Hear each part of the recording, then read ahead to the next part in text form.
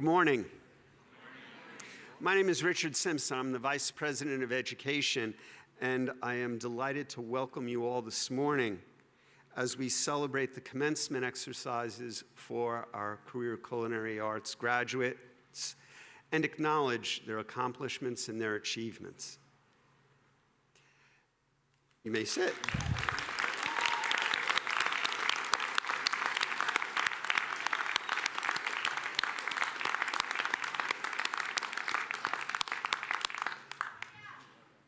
Our first speaker this morning will be Rick Smilo, the Chairman and Chief Executive Officer of the Institute of Culinary Education. Chairman Smilo.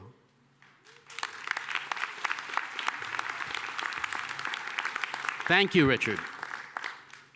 Well, greetings, everybody. It's a pleasure to be here with all of you for ICE's 2024 New York City Campus Commencement. I actually just came back from the ICE commencement in our Pasadena campus, which was held on the campus of Caltech. And from what I heard, the reviews I read, I did a good job there. So I have high hopes for today. And to help with that, I can tell you that when compared to the Los Angeles crowd, you are an equally good-looking commencement audience. Actually better, but don't tell them that.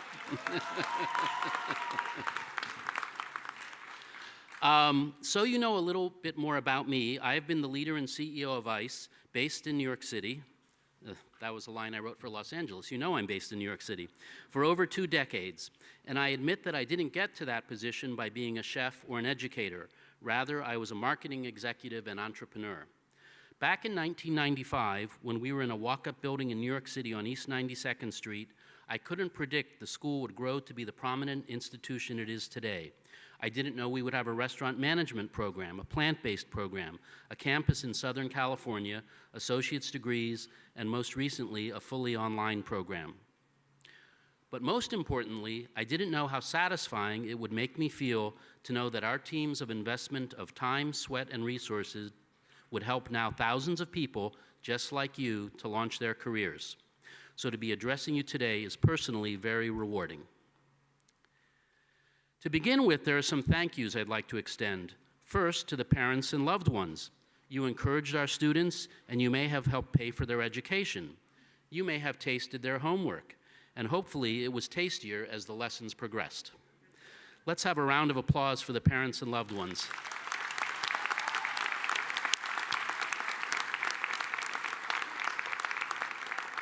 Second, I'd like to thank the staff at ICE that works hard and with purpose and dedication. It's a broad group. Some of them are here on stage with us. The first that comes to mind are the instructors, but there are also dozens and dozens of people in roles like registrar and job placement, financial aid, student affairs, admissions, food purchasing, facilities, maintenance, and more that make it possible for our diploma programs to run. And I'd like to thank the people who planned this commencement ceremony, who in summary, I will call the Commencement Committee. Let's have another round of applause for all the staff and people who planned this.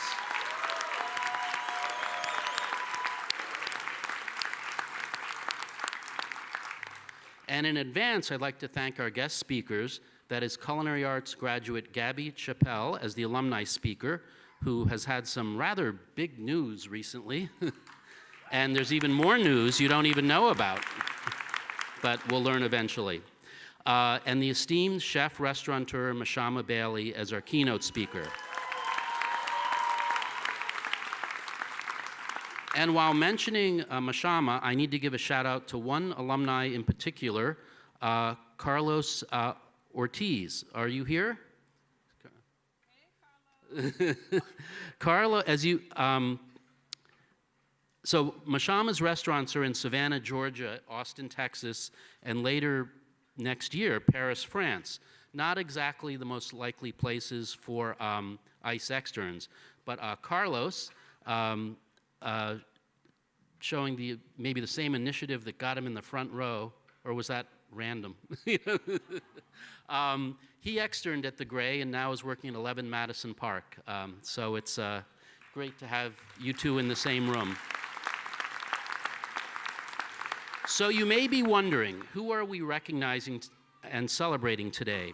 For For the benefit of the families and friends who are listening, let me give you an overview. Our commencement today is designed for graduates of the last 12 months whose program was some combination of a diploma focused on either culinary arts, pastry and baking arts, restaurant and culinary management, hospitality management, and plant-based culinary arts. Beyond programs, let me describe the canvas or collage of ICE alumni. They are diverse, not just culturally, but in age, nationality, gender identity, and future goals.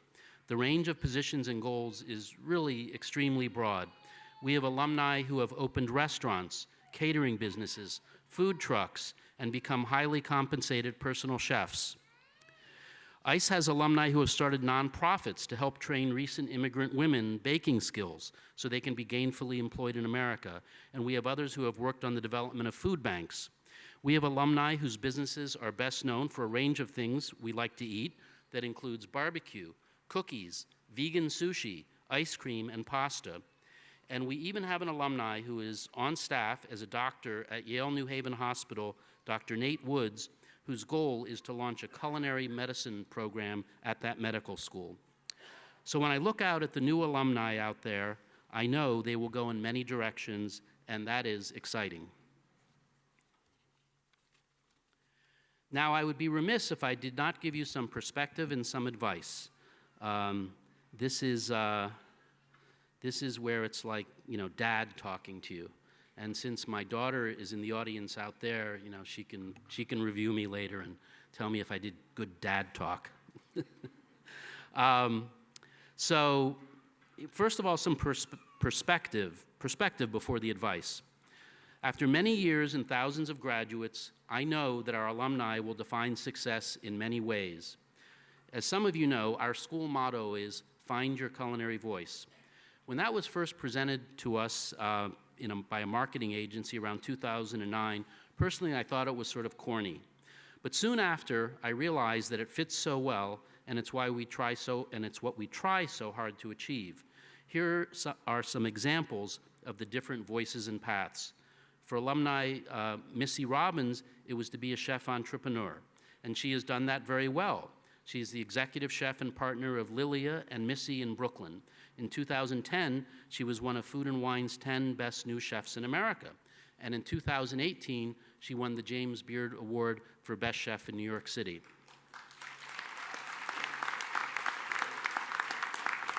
By contrast, for ICE alumni Maria Rodriguez, it's keeping her daytime administrative job in a medical center and working only on Sunday, Monday, and Tuesday night as a pastry chef in a nice suburban restaurant. That was her goal, to keep her day job and be a part-time pastry chef. For Andrew Riggi, culinary school at ICE led to civic engagement and what I would call culinary politics. He is the founding director of the New York City Hospitality Alliance, which particularly during the pandemic was the voice of New York City's restaurant community, working with city, state, and local leaders. So success can be defined in many ways, and one's culinary voice can be defined in many ways. We encourage you to find yours. And by the way, as your voice and choices develop, let ICE's alumni office know what you are doing. I also know from years of experience that women are very good at letting us know what they're doing, and men are not. Now for my advice. First, make teamwork a priority and habit. When you watch the Emmys, the Grammys, or the James Beard Awards, or the end of the Super Bowl, or the World Series, there is one word you always hear, and it's not Disneyland. It's teamwork. The performers, stars, and notables you hear talking about teamwork aren't just being nice, they are being honest. Little gets accomplished without teamwork. So what makes a good team player? It is someone who is always reliable, adapts quickly and easily, displays genuine commitment, does more than is asked, and communicates honestly, clearly, and respectfully. With great teamwork, a workplace, be it a hotel, pastry shop, restaurant, or catering business, is more satisfying. The results will be better, and new ideas are more apt to develop. Today, one of your jobs is to be a great teammate, but in years to come, we hope and expect that one of your roles will be to create and guide a great team. Advice number 2, be patient. While earlier I was speaking about your diversity, there is one thing I know you all have in common. That is that you are only 1 to 11 months into your careers after culinary school. In the scheme of things, that's not very long. And most, or perhaps all of you, are in jobs where there's so many techniques, skills, and practices to master. So the simple advice is, be patient. Focus on mastering skills so that you can move on to other skills.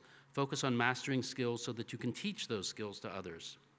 Here are some quips and quotes on this subject from chefs you may or may not have heard of.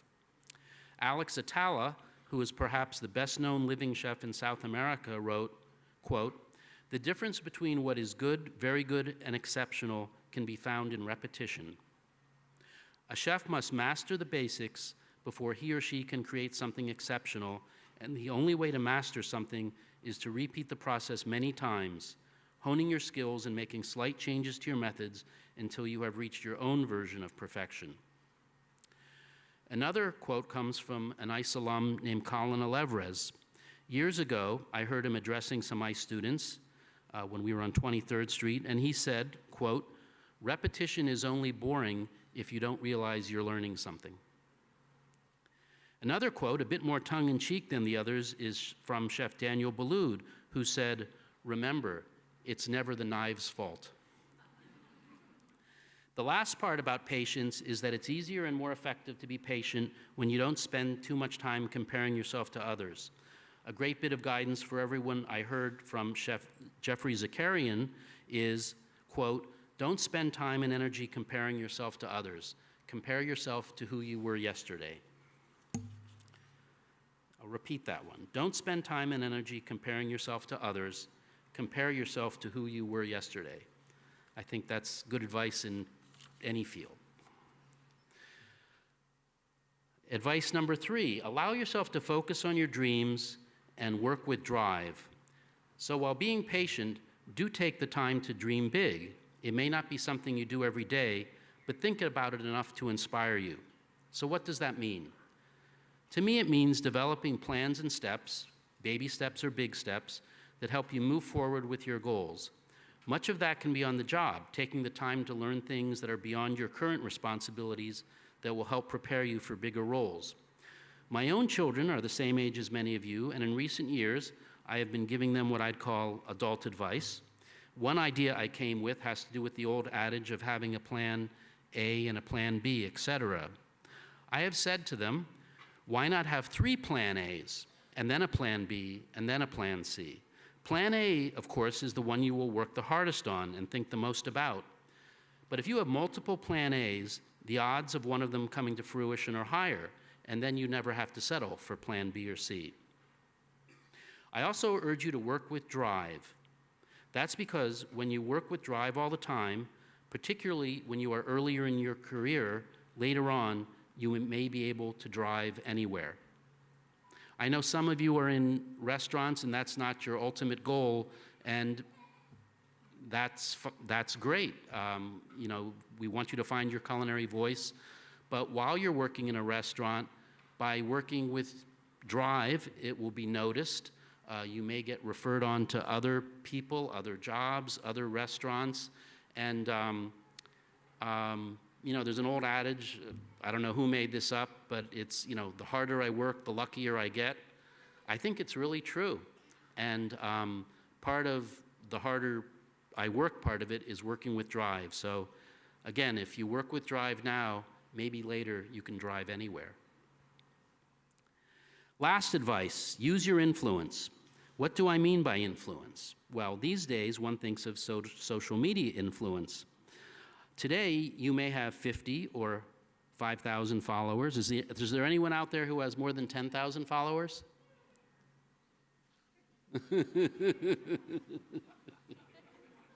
Well, tell me the secret. So, you know, you're not there yet, most of you, and you may or may not ever be considered social media icons or social influencers. But wait, you went to culinary school. You are graduating from the Institute of Culinary Education. That means that when it comes to food, taste, diet, restaurants, You have more knowledge and influence than most of the people you know, and no doubt that influence will grow, not just in the next year or two, but hopefully for decades. So there's many ways you can use your influence. This is a lofty list, so I need some water.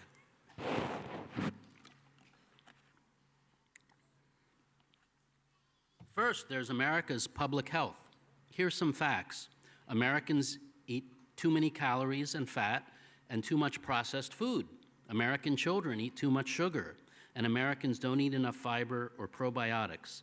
Maybe in some small or large way, you can have influence on that. Sustainability. It's difficult for small farms in America to compete against large industrial farms. You may be in a position to choose to buy from small farms. You may be in a position where you can choose to serve the fish that are plentiful and not the ones that are endangered.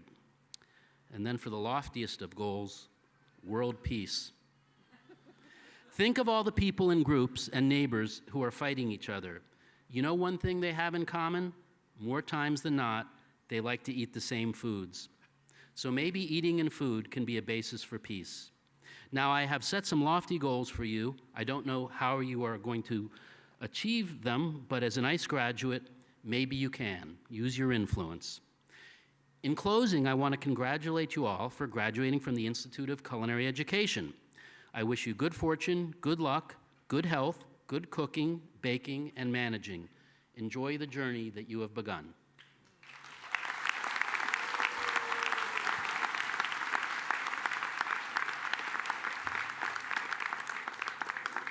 Thank you, Chairman Smilo.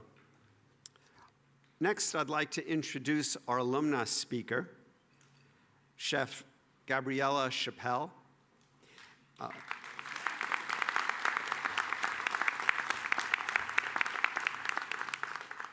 After graduating college with degrees in journalism and Spanish, Chef Chappelle moved to New York City to work in production. A love of hosting and interviewing led her for various casting calls, one of which was for a food media publication, Epicurious. When the COVID-19 pandemic hit, she shifted gears and decided to pursue her passion and make cooking her full-time job.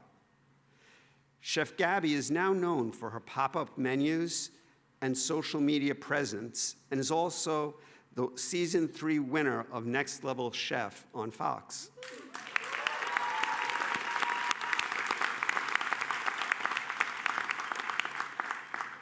As part of her prize, she will receive personal coaching from chefs Gordon Ramsay, Richard Blais, and Naisha Arrington for 1 year. Welcome, Chef Gabrielle.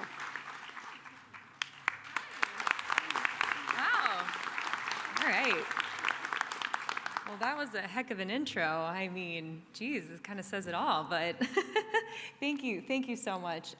It is such a joy to actually be here today and to have the opportunity to speak to all of you, because this is actually my first time at graduation. I missed my graduation. I just had my first full-time job in the industry, and I couldn't make it. So it does feel really good to be here today and to finally make that happen.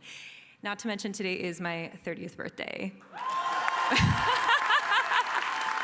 And I'm really excited to be able to spend it with all of you. I can't think of a cooler way to spend my 30th birthday, the big 3-0. So all that to say, I am really grateful to be here. It's a special day, and you should all be really proud of yourselves.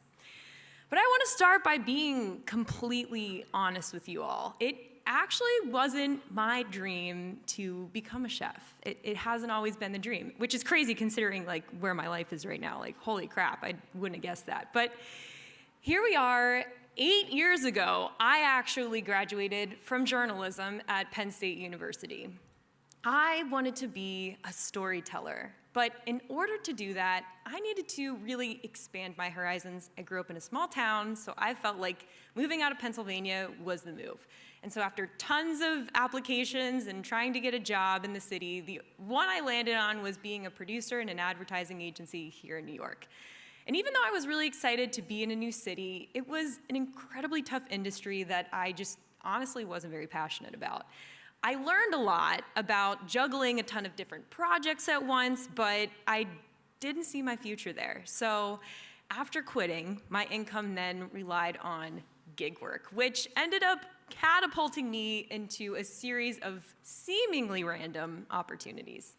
Paying the bills at this point became kind of like an extreme sport. I was waitressing brunch shifts on the weekend, and I was toggling between working in different productions and trying my hand again as a reporter. And as fate would have it, as Chef Richard mentioned, a unique casting opportunity ended up becoming my biggest passion. I became part of the Epicurious YouTube world as a home cook, as a level 2 chef, as I used to say in those videos. And so this became the thing that I treasured most. And as much as I loved it, it was a passion project. It did not pay the bills. So I could not quit my day job. But it did help me understand that this was what I wanted to do. I just enjoyed cooking and exploring new flavors and cuisines so much. I began to look back at all of the ways cooking had been a consistent part of my life. Whether it was picking grapes from my Nana's garden and making grape jelly, or making other traditional Slavic recipes, cooking and learning from my family had been a huge part of my life and something that brought me immense joy. So in March of 2020, when the world shifted and I lost all of the freelance work that I had built up over the years, I decided that there was no better time to take a leap of faith and apply to be a student here at the Institute of Culinary Education in their Health Supportive Culinary Arts program. Go plant-based. But this program was unlike anything I've really ever heard of before. It demonstrated how food can be healing and how plant-based cooking is its own art form, mirroring my own passions toward food. Growing up in central Pennsylvania, I was raised in an agriculturally focused small town, so the concept of farm-to-table cooking appealed to me in so many ways. I adored learning about chefs that championed seasonal ingredients, and it was fascinating to discover all the ways to inject satiety into plant-based dishes. My curiosity is what fueled me. But no matter how much experience and understanding I continued to gain, I soon realized that it would be impossible to know everything about cooking. As Julia Child once famously said, "You'll never know everything about anything, especially something you love." A fact that I was starting to understand, and in some ways I found incredibly comforting. I realized that there were so many paths I could take now that I felt like I was finally in the right direction with cooking as my North Star. When I was in the classroom, the goal was to replicate. I'm sure you all have a lot of experience with that. Replicating a technique, a dish, a recipe, and all of this replication upon finishing my program at ICE, I remember experiencing this sort of paralysis of creativity. I found myself overwhelmed and oversaturated with other people's creations. And I was constantly comparing myself to those chefs I'd see on social media, which coincidentally, maybe that's who I am today. But as someone who has suffered a lot from imposter syndrome, I recognized that this was really stifling. And I had to challenge myself to deviate away from replication. One day, I just decided, you know what, I'm gonna scrub my timeline, and I unfollowed every single food account that I ever followed. And as the noise of all of those other chefs and creators quieted, I found that I was no longer creating comparisons. I began to really dive in and ask myself, what is Gabrielle Chappelle's style? What is my signature way of cooking? I looked to more tactile resources, like farmers markets, and exploring the specialty markets in my neighborhood. And from that, I noticed my creativity began to blossom. But even at that point, I knew that I needed to continue to learn more hard skills within the kitchen. Though I never saw myself going with the traditional restaurant line cook route, I knew that after graduation, I needed to consistently be in a kitchen so that I could upkeep what I learned here at my time at ICE. I started by helping at a variety of pop-ups throughout the city, constantly learning new menus and dealing with intense execution to high-paying customers. but it wasn't steady enough. So I found a job working for a female-owned and operated farm-to-table catering company in Brooklyn. Working as a prep chef for a catering company allowed me the opportunity to experience executing high-volume recipes and the pacing necessary to feed hundreds of people at one time. It was a lot of hard work, and I experienced heat rash more than once, but I thoroughly enjoyed the intense level of learning. Also during this time, a friend of a friend of a friend asked if I wanted to provide meal prep service twice a week as a personal chef. I had no experience in this area, but I was up for the challenge. I hopped on that opportunity, and for a year, I basically ran my own business meal prepping, executing menus, creating dinner parties, and navigating what it was like to be a personal chef while still helping to cater throughout the week. Within those years following graduation, I staged at a high-end restaurant, created private dinner experiences, catered, worked as a personal chef, practiced food styling, assisted pop-up dinners, and eventually went on to host my very own pop-up events throughout the city. And I truly felt that I had tried on so many facets of the industry, but above all else, I put in those hours, and I was at least starting to form and build this foundation. And this foundation not only helped my knowledge and comfort of dealing with pressure in the culinary industry, but it also helped me forge important relationships. It built a circle of mutual support. I found other people who would gladly drop my name in a room full of important people. Those are the kind of people I wanted in my corner. Networking fostered blossoming opportunities. By the end of last summer, I was really starting to hit my stride in the industry. I had my steady personal chefing client, and I was hosting successful pop-up dinners that were gaining traction, and I was still unsure about what direction exactly my career was going to take, but I was feeling really excited about where it was going. When out of seemingly nowhere, the pattern, a friend of mine from college who was now a casting director asked me if I would consider being on Gordon Ramsay's Next Level Chef. My immediate reaction was to say no. I really only had a couple of years of experience, and I knew I would be up against professional chefs who had spent their entire career in the industry. I was also worried about losing the momentum of my current endeavors. But I really thought about it, and something else that Julia Child had said struck me, which was that the only real stumbling block is fear of failure. In cooking, you've got to have a what the hell attitude. So after weighing my options, I figured, what the hell? Flash forward to about 2 weeks ago, where I was bestowed the incredible honor of being named the Season 3 champion of Next Level Chef by none other than Chef Gordon Ramsay.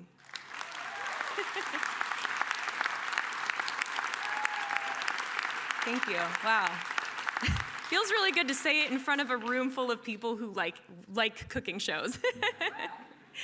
The competition was simultaneously the most challenging thing I've ever done and also the most joyous. And if I had let that fear prevent me from embarking on this journey, I would have missed out on the opportunity to push myself past what I even knew I was capable of. I can't even fathom missing out on the learning opportunity and the chance to propel my career. I now have a platform where I can share this part of my journey with others, blending my love of storytelling and production with my passion for getting people excited to learn about their relationship with food. I really hit the jackpot, but let's be real. I recognize that not everyone has the chance to go and compete in a culinary competition show. However, I am confident that everyone encounters the opportunity to take risks and push beyond their comfort zone. And with that being said, I would like to express my sincere gratitude to the Institute of Culinary Education, and specifically the chef instructors who work hard to pass down their expertise to us students. I'd like to give a special thank you to my two primary instructors during my time here at ICE, Chef Celine Beichman, who I watched in awe as she thoroughly conveyed culinary concepts through a lens of passion and precision, and of course, Chef Elliot Prague, who's now Dean, who allowed me to find self-expression and creativity in each class, and who motivated me through each phase of my career. And I'd also like to thank Julia Child for providing 100% of the quotes that I used in this speech. A woman I clearly admire. And lastly, I'd like to thank my newest mentors, Chef Naisha Arrington, Chef Richard Blaze, and of course, Chef Gordon Ramsay, for the opportunity of a lifetime. I am so grateful for the other chefs and mentors I've met throughout all phases of my turbulent career. And make sure you keep in touch with your mentors. They will continue to guide you. Each of you are here today because you have achieved your goal of completing this program. You should be immensely proud of yourselves because I know from experience it's not easy. I understand that many of you took a chance on yourselves. Some of you may have graduated from high school and decided to follow your passion for cooking. Some of you wanted to get your footing in the industry and gain a deeper understanding of the business. And I can certainly relate to those of you that decided to say, what the hell, and change your entire career path. I didn't make it to graduation, but this is the advice I would have wanted to hear on that day. Keep up this momentum. Dive right into new opportunities to further perfect your craft. Don't compare yourself to others because there is an abundance of opportunity and the right thing for you will be waiting. Be fearless and be ready to take some risks. Be authentic. Showcase who you are through your own unique sense of creativity. And don't forget that failure can be a springboard. Don't be afraid of it because it might just lead you to the path of the perfect opportunity. From the bottom of my heart, congratulations to each and every one of you. Make sure that you take the time to celebrate this moment, and I wish you all immense success. Thank you.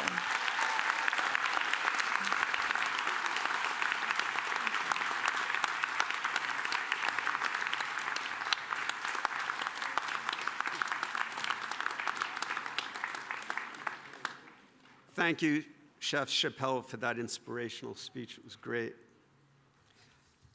Next, I have the privilege of introducing our keynote speaker, Chef Mashama Bailey.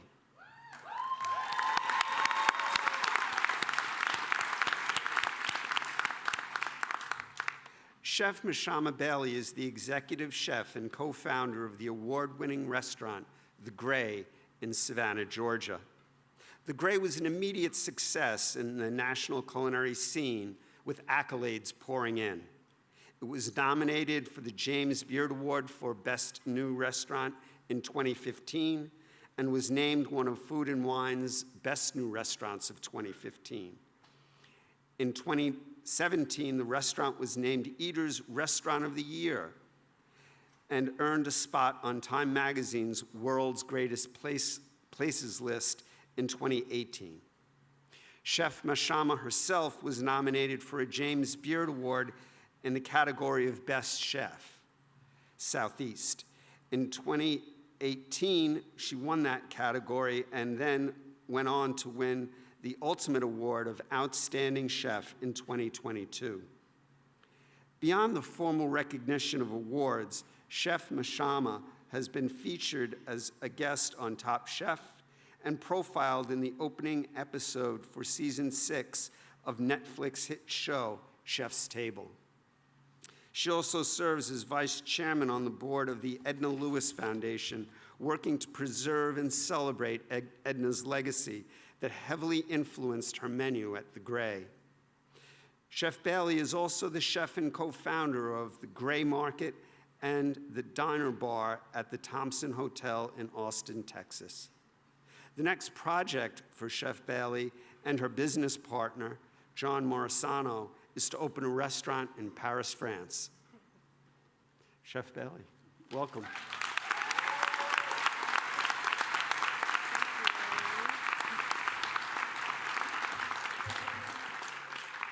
Good morning.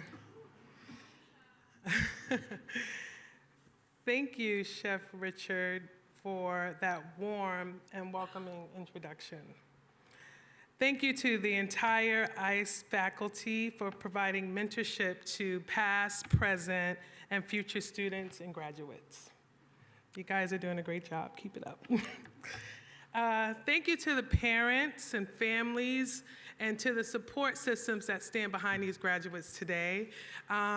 Being a former student here, I needed that. I needed someone to tell me I was putting too much salt in the grits, or tell me that I wasn't searing the mushrooms long enough, and just to help me build up. So you guys are really important to us because we miss out on a lot of opportunities with you. So your support here today is really important. So thank you for showing up.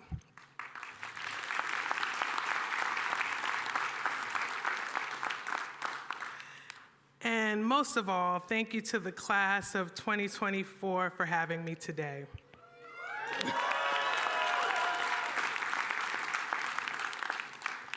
When Rick Smilo first extended an invitation for me to speak today, I must admit I was slow to respond, hesitant even, for reasons that were both exciting and terrifying.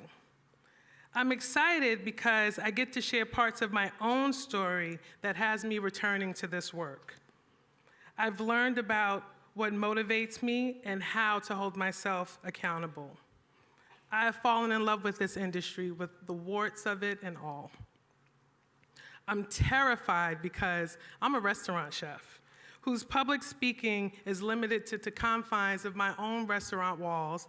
I pay people to listen to me. And we discussed the daily additions and subtractions and 86s of the menu. That's the extent of it. So seeing you all sitting here in your chef coats, it actually makes me feel at ease. Some of you are at the beginning of your culinary, pastry, and business careers. The work for you starts now. For others, the work has always been there. You will continue to rise to the challenges that come your way. This industry is in your heart and soul. There are those of you who are like me. You made the decision to change careers and become full-time occupants of this crazy industry. And then there are the others, the ones who plan to explore the different aspects of food and management. Whatever path you're on, whatever it took to get you here, you represent the future of this industry, and I'm very excited for you all. Take a moment to celebrate your transition from being a student to embarking on a new journey as a professional. We acknowledge your hard work and dedication. It is the start of a new chapter in the books of your lives. I hope you're ready to embrace these challenges, seize those opportunities, and make the most of every moment. As I stand here before you, I can't help but to reflect on my own time at ICE. At 25, I was at a crossroads, and I decided to turn my attention and my affection to food into a career. I enrolled into the work-study program at Peter Kump's Recreational Cooking School, and it was newly renovated on 23rd Street and 6th Avenue. The school was much smaller then, with a few classes and fresh coats of paint on the wall. The Cali campus was far too west of Manhattan to become a reality or even a thought. You needed real-life experience to enroll in classes, so I worked at a little cafe in Brooklyn in order to gain some of that experience. It was called the El Cafe. It's not there anymore. That was a long time ago. There were only 3 floors to the school. There was a floor for savory kitchens, for pastry and baking, and a partial floor for the walk-ins and inventory. I worked 700 hours stocking classrooms, washing dishes, receiving deliveries in exchange for a part-time curriculum that would teach me the basics of French cooking. I lived in East New York at that time. Many of my days were long and often spent on the L line going back and forth into Manhattan. Cooking was new and exciting. Growing up in Queens and now living in Brooklyn, the idea of going to the city every day was fancy. As I became familiar with international ingredients through work study, I often thought, I can get used to fancy. In 6 months, I completed the program, and around that same time, Peter Kump's became nationally accredited. So it was renamed the Institute of Culinary Education. Oh, thank you. It's timing. On the first day of our Module 1 class, chef instructor Michael Handel asked the group a question. Do you love cooking? We all looked at one another and back at chef, and we were like, yeah.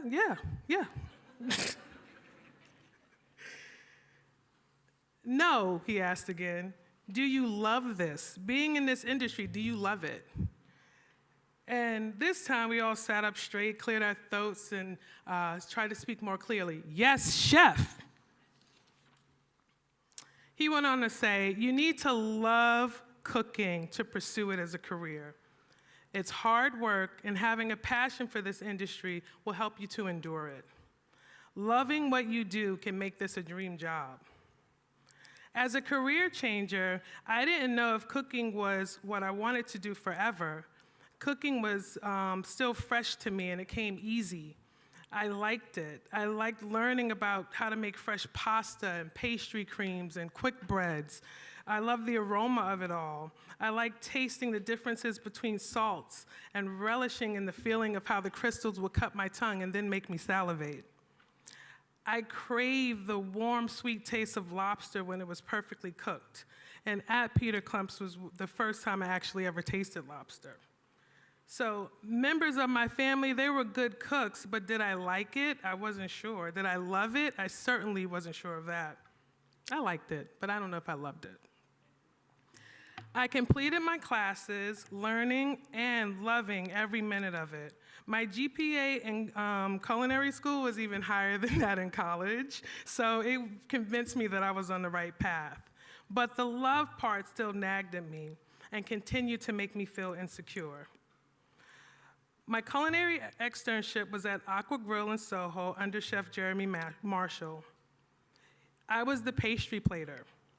I made tuiles and apple tarts, I spun ice cream, and cut lots of fresh fruit. Chef was a passionate yeller who was at the restaurant all the time. You know what I'm talking about.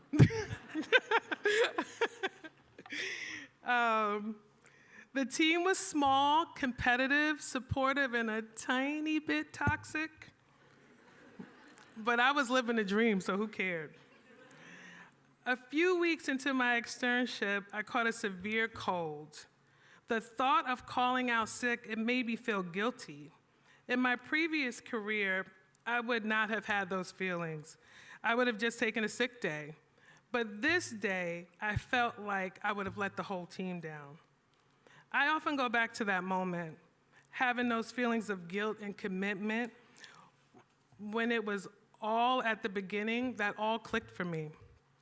I understood what Chef Michael was trying to say back then. I realized cooking for most people was a recreational sport, but professional cooking, fueled by passion, was about being a part of something. Since then, cooking has become about dedication, practice, and teamwork. From that moment on, I knew that I wanted to be a part of a team. I loved the community of being in a restaurant. I loved how I was appreciated in that environment. Love has different phases and expressions. The working part of this career, it just never changes. My path was a windy one, and so was Gabby's, and still is. I took breaks and was often called back to the kitchen. The long days of standing on your feet, the hot kitchens, the not so nice reviews after a hard night of service when nothing seems to go your way, the small profit margins. As the years passed and I continue to find new ways to be inspired by how hard we work and how we hold ourselves accountable, accountability, I find, is manifesting itself in many ways. I was standing in the prep kitchen at the Gray in Savannah 2 weeks ago. As I looked around our small 200-foot square room, I thought, I can't continue to work like this. The sugar belongs next to the salt. The spices need to be consolidated, And the vinegar should be on the lower shelf so that Willie, our AM receiver, doesn't have to lift those gallons of liquid over his head to put them away. Admittedly, I began this task fueled by emotion, an unhealthy mixture of frustration and resentment. I thought, why am I the only one who's seeing this? Are we cooks or are we wolves? Do we not all want to work in a clean space? So down the rabbit hole I went with label maker in hand for the next 6 hours, and I reorganized that small workspace. We're crazy people, family. My energy began to shift as I took apart and put the pieces back together of that prep kitchen. I became compassionate. I thought about my young management team and the pressure they must feel when I'm traveling. I thought about all the other things that they do well and how eager they are to do more.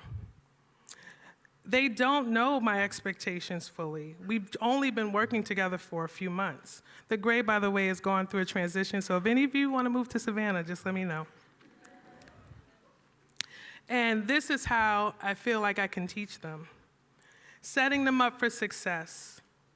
And once the kitchen was cleaned, organized, and labeled, I felt great. I felt like I was in the trenches again, guiding them by example. Okay, we get it. You know, to be in this industry, you must be able to lift 35 pounds, think on your feet, and be a team player. The work it takes to be in this business never stops, so you must come to terms with that.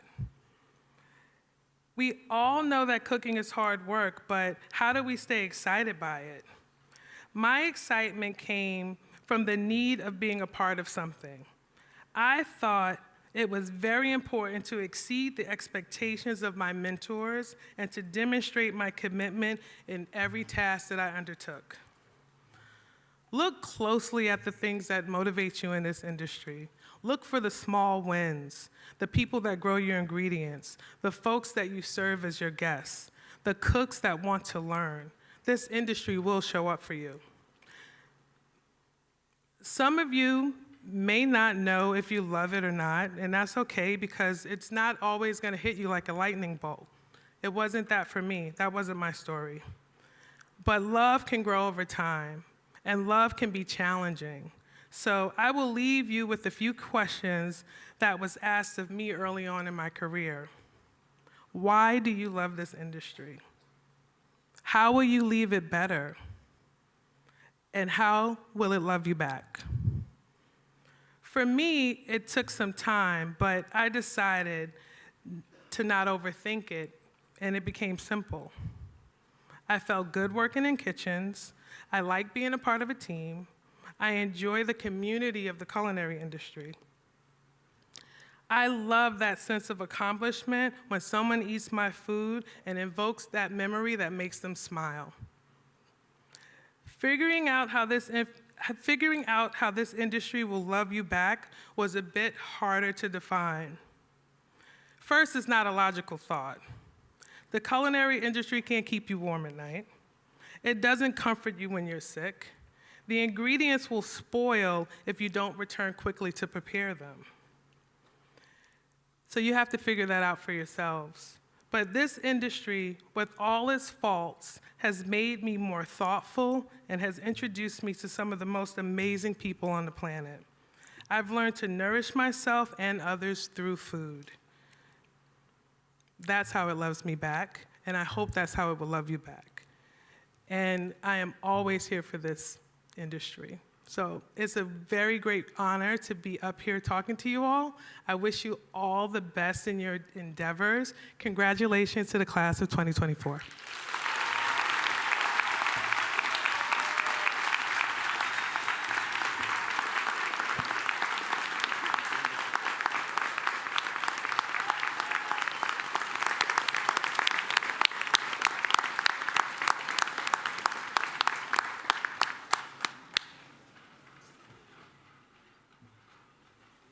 Thank you, Chef Bailey. That was a magnificent speech.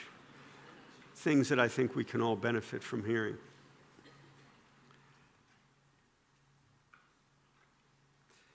Well, it's that time. Will the culinary arts students please rise?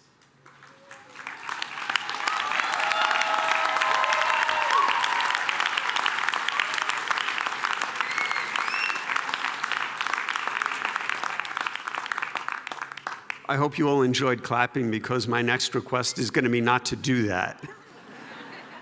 We ask you to please hold your applause till all the students have received their diplomas. And we're taking photographs at the side, so you don't need to kind of worry about getting that picture. Diplomas will be presented by the lead instructor, Barbara Rich.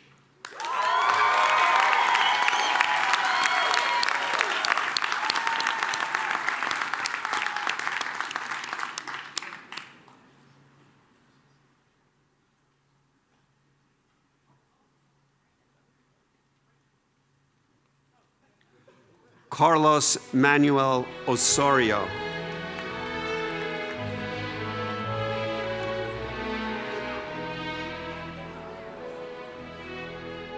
Yunari Guzman.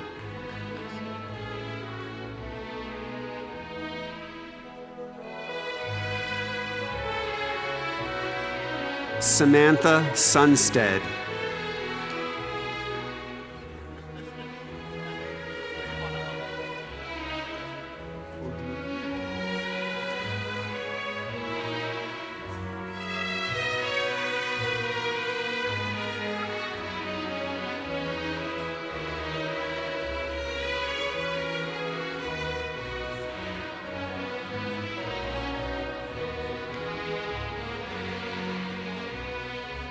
Christopher Odeen.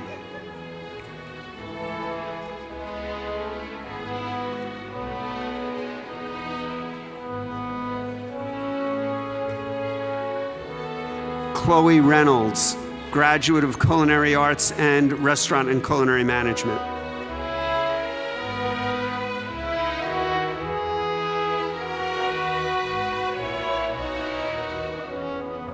Dicawe Monegro.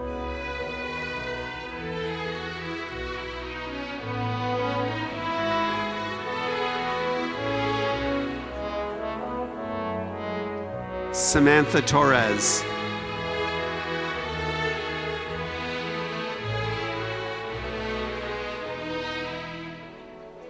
Brian Greenberg.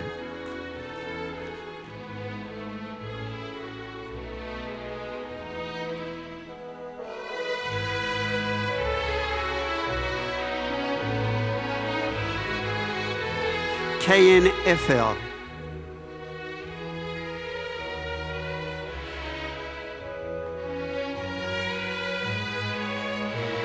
Eduardo Martinez Paisano.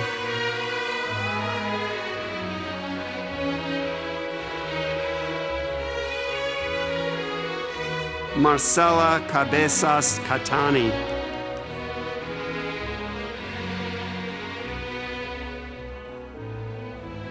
Maurice Rodriguez.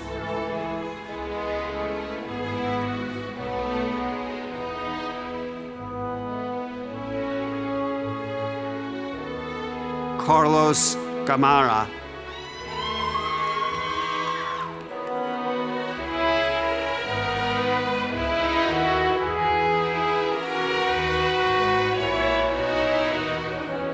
Reagan Plato.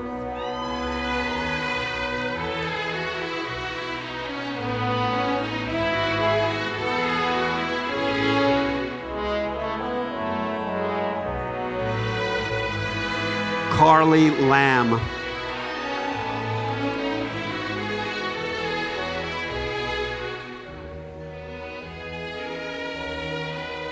Raven Johnson.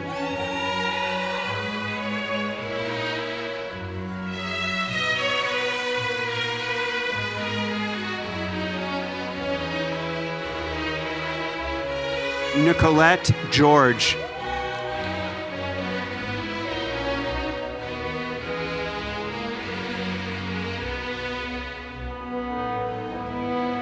Jenny Guerrero.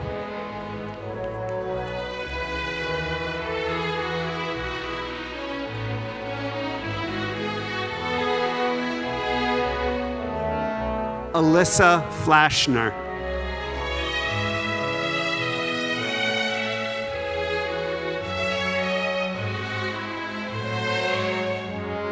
Elizabeth Liu.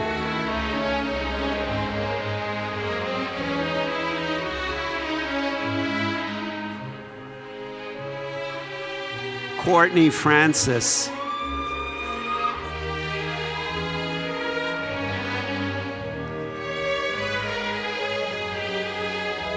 Joe Ganjemi.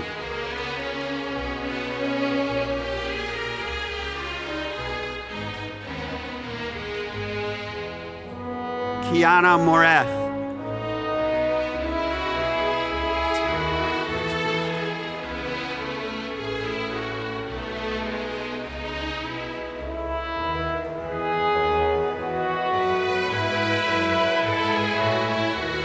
Catherine Nevels.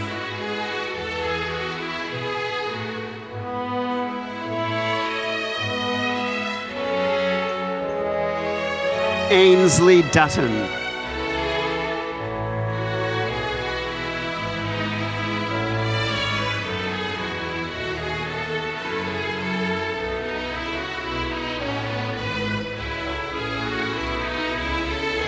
Yelena Crespo.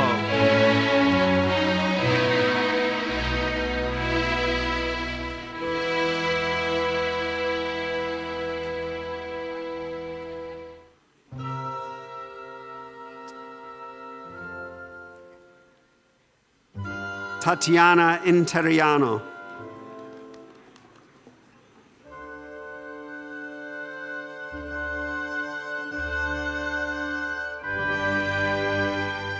Julian Reyes.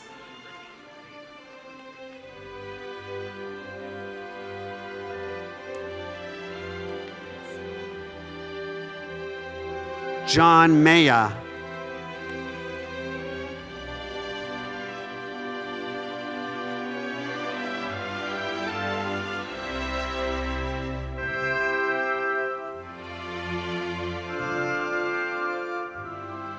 Luis M. Martinez.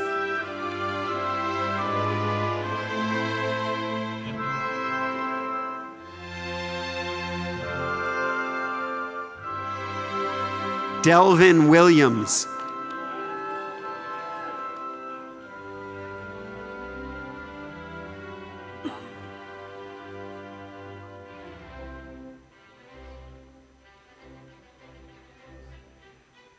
Yulandris Joseph.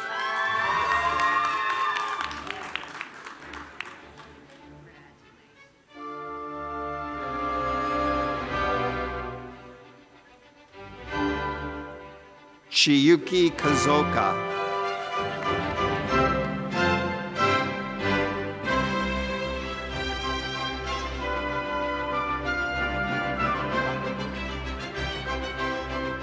Michaela Lakabu.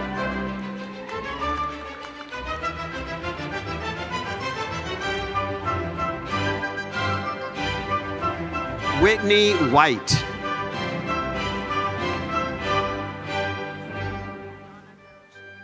Thank you. Yana DeRoche.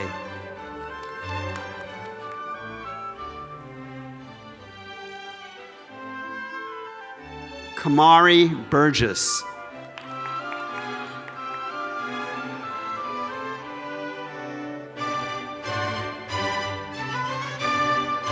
Lesmore Paul.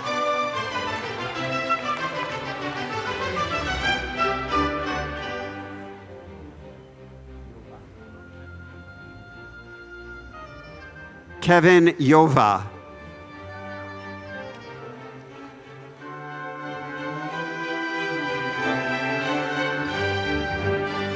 Caroline Abernathy.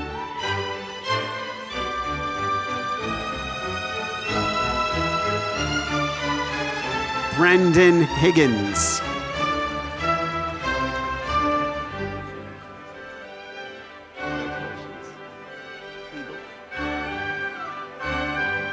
Jackson Kegel.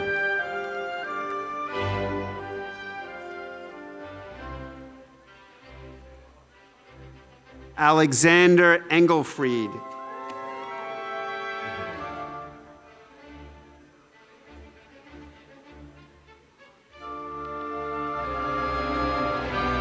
Tyler Smith.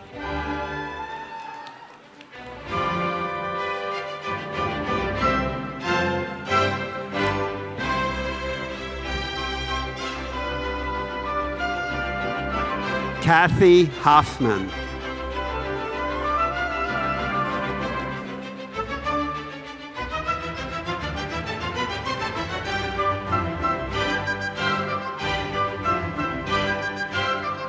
Isabella Gurel.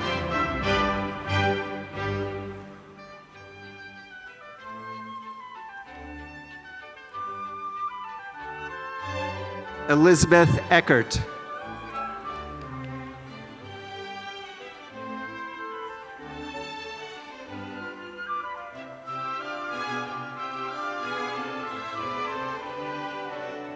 Ian Minikas.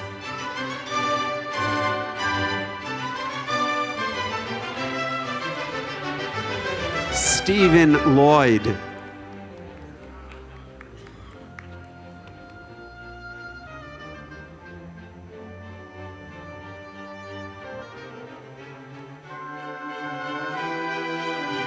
Angel Echevarria.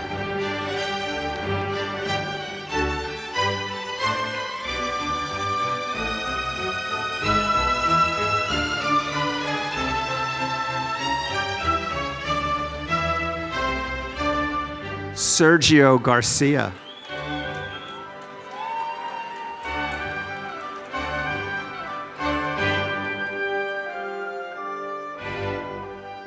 Miriam Miranda.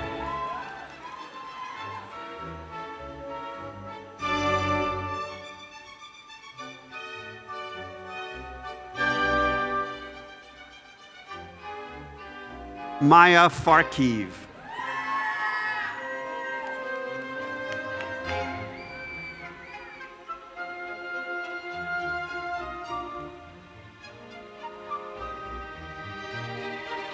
Aileen Tenorio.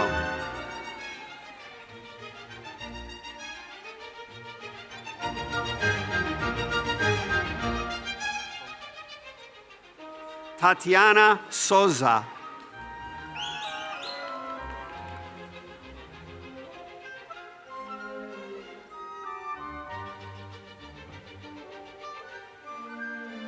Ramona Bachan.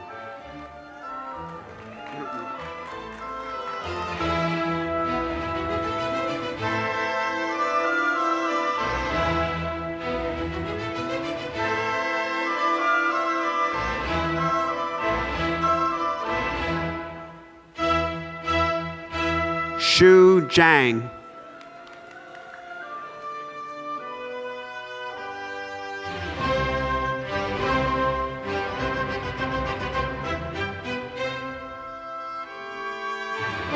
Tianyu Liu.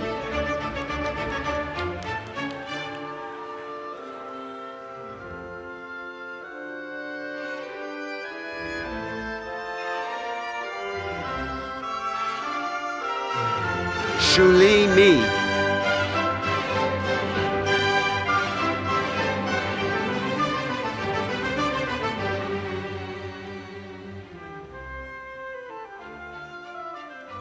Sean Bryant.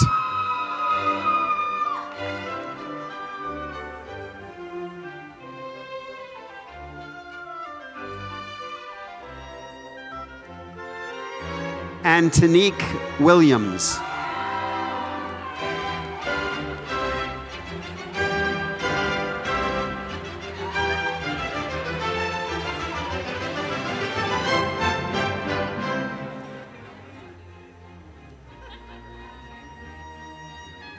Crystal Moran.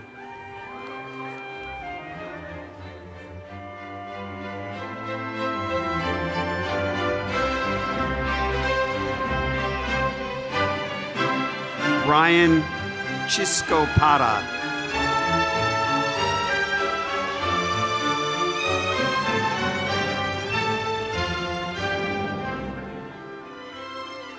Emma Dodds.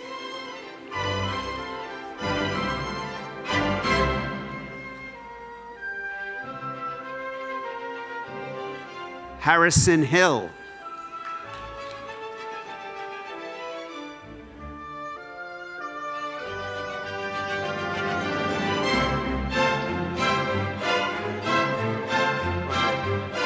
Robert Chalut.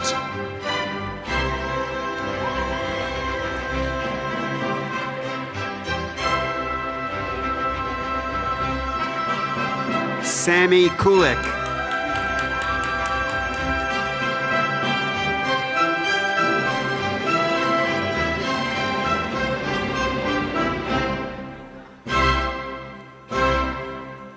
Pedro de Brito Ferraria.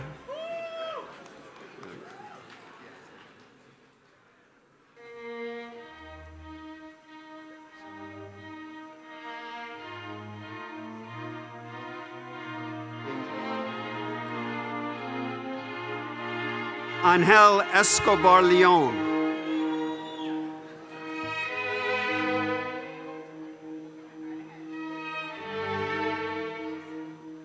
Monique Wise.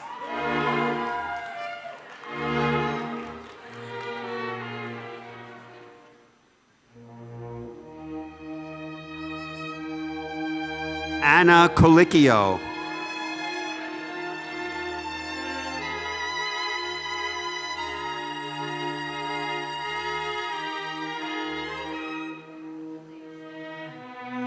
Shane Moore.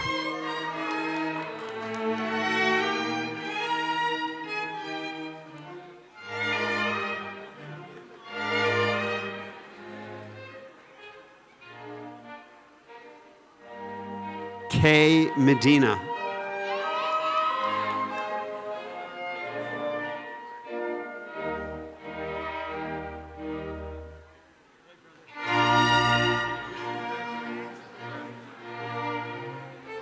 Tatsuo Howard.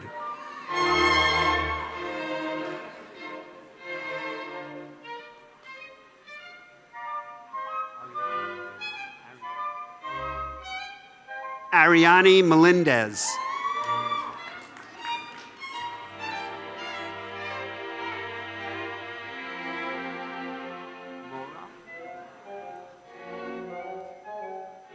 Giovanna Mora.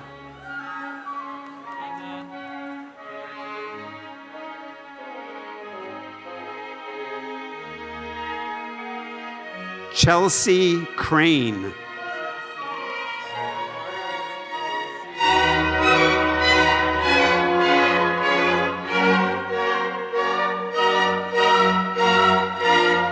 Kyle Picone.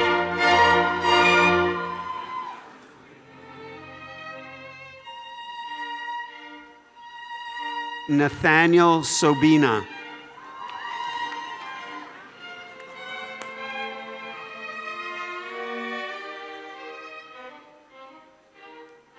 Diego Alfero.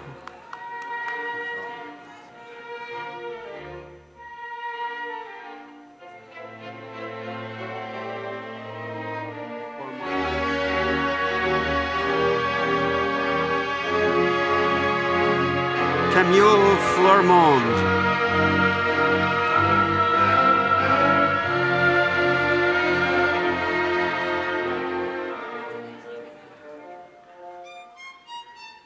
Aubrey Lair.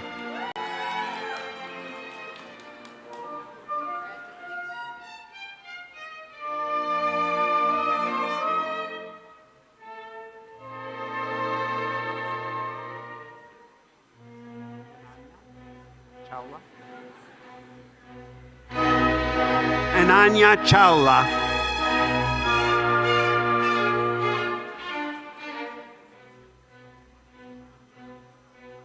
Madison Stoffel.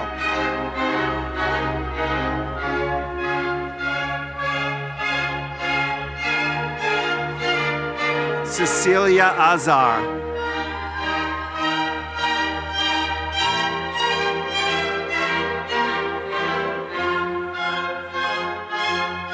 Sarp Akar.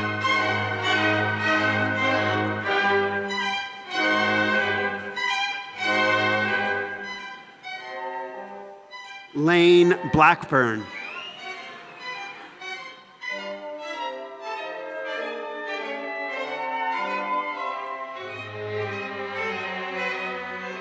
Daniel Renoir.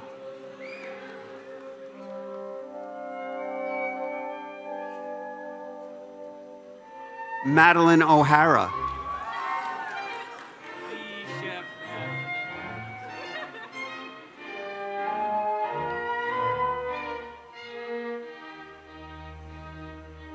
Stephanie Trepper.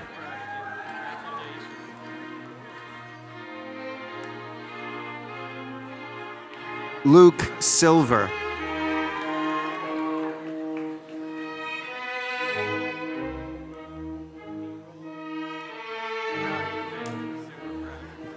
Dylan Finelli.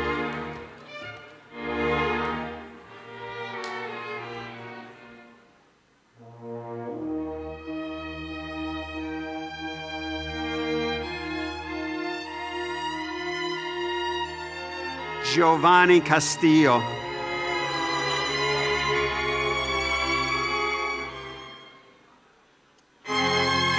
Eve Cherry.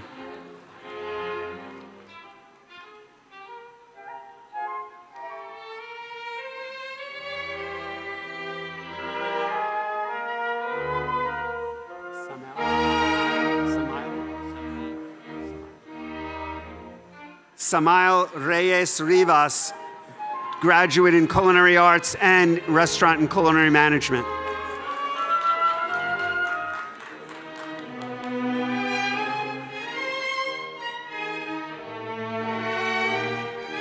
Major Salmons.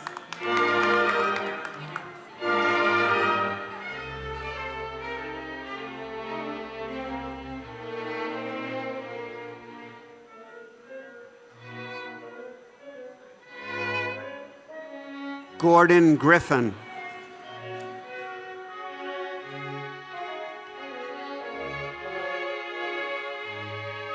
Matthew Pascal.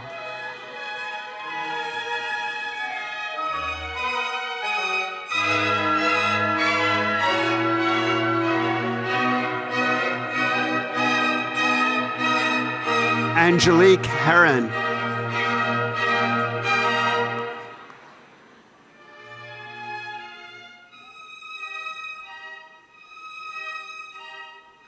Peter Romano.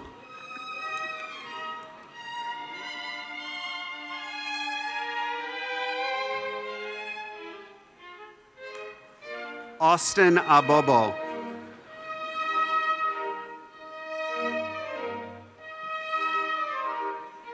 Olivia Outerbridge.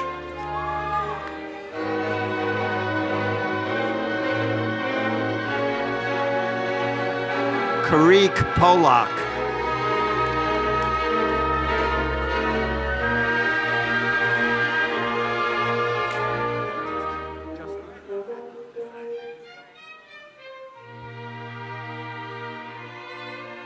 Adamson Justy.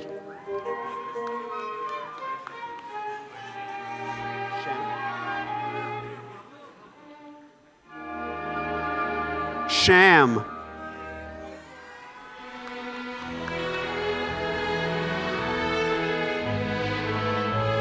Dennis Grant.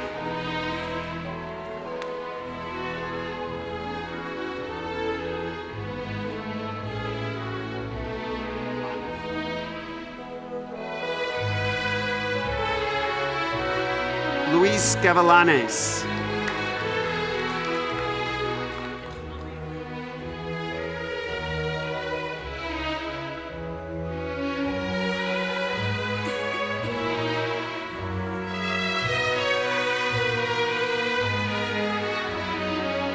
Alia Walker.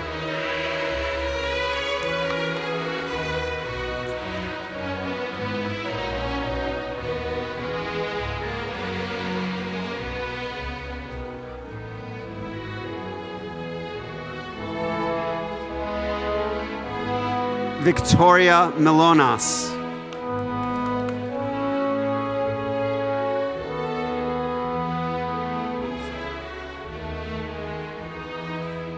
Daniela Ponce.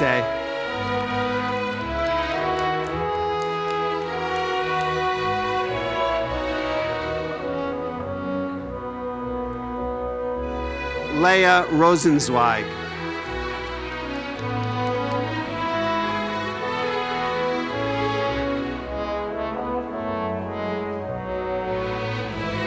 Catherine Trong.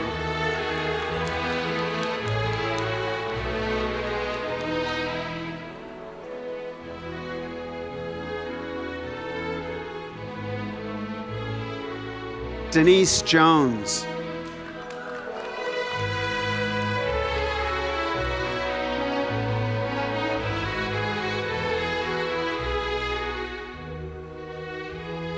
Cecilia Perez.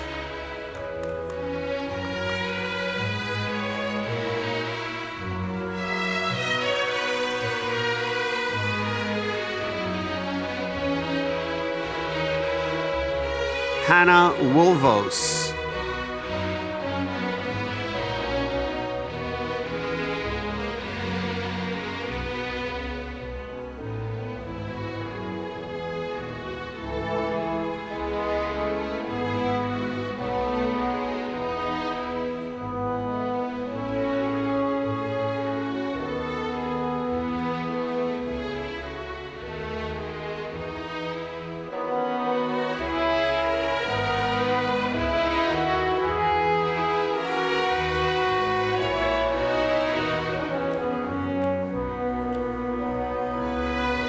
Kendall Hurd.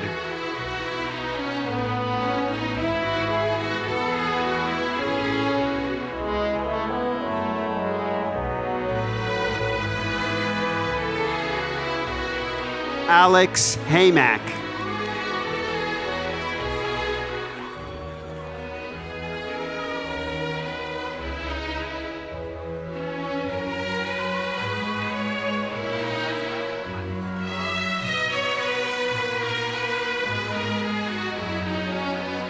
Manuel Rosa.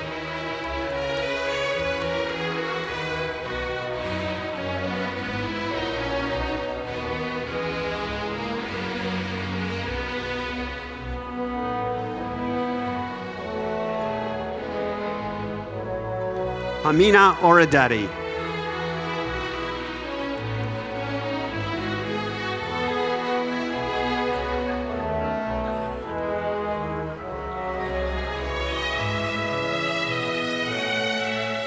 Larissa Campbell.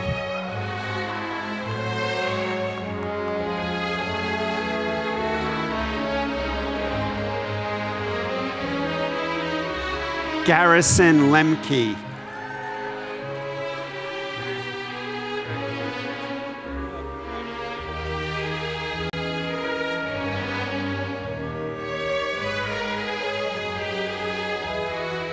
Lucas Pereira.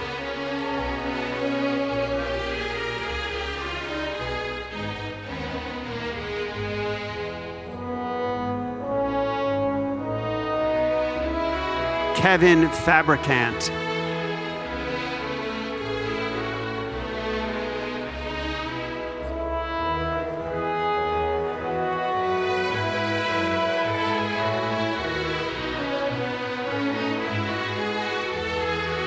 Thomas Pryke.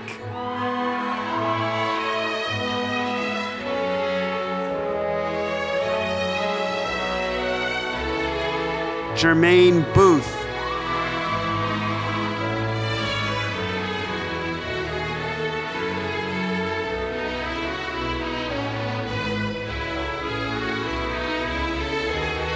William Strickland Witherspoon.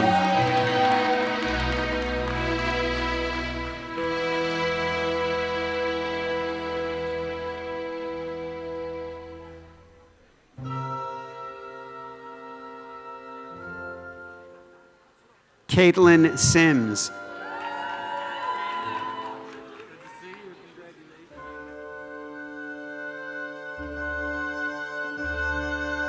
Audrey Carrington.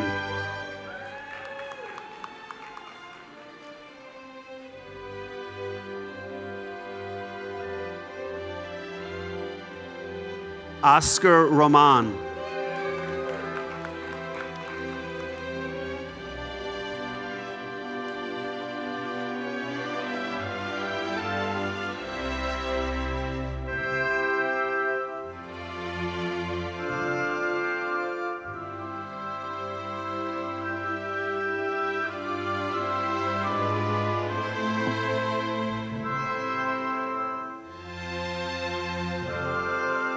Luis Cruz.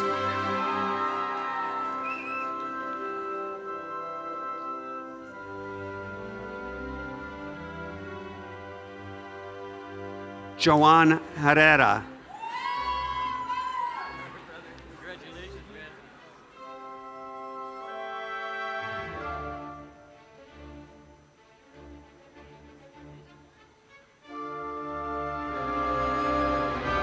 Vina Ika.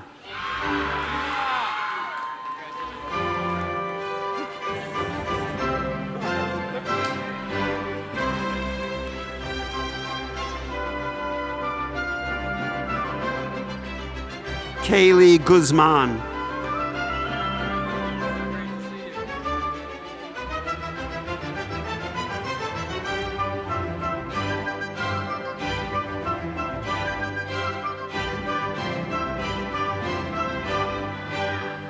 Gabriela Nunez.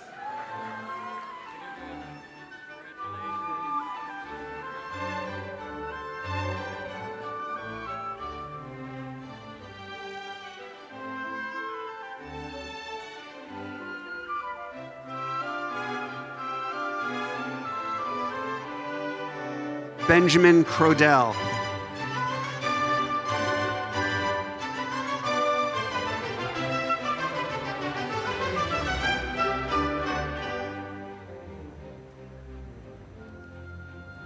Brandon Sanker.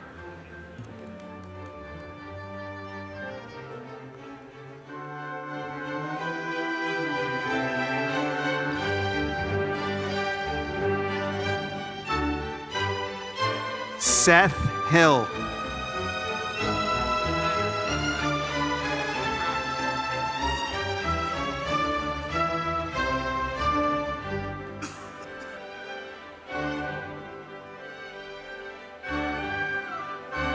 Salu Bajamaya.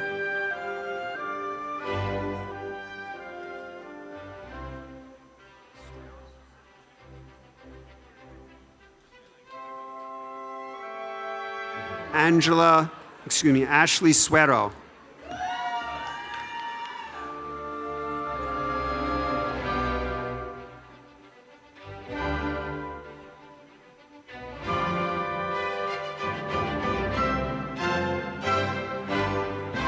Faith Ford.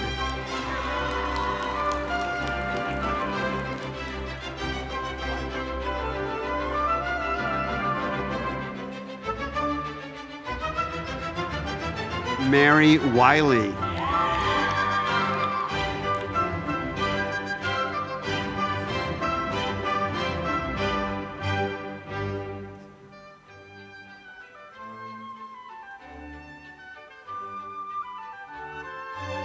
Karis Bettis.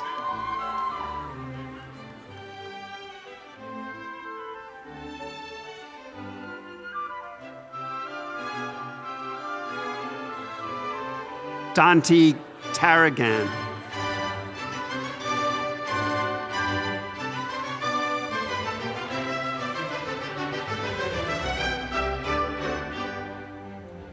Jojo McKean.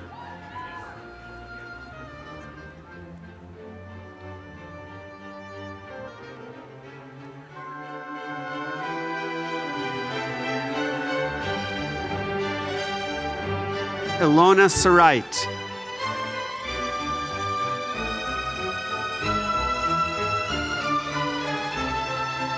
Lillian Adams.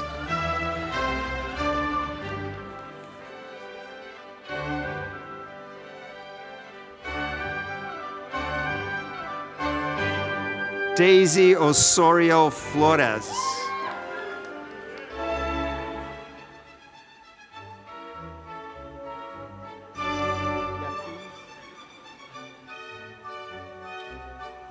Beatriz Flores.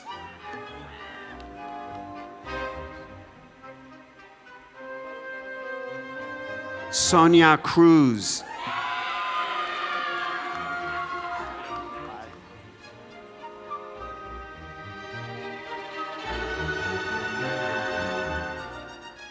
Kyle Richards.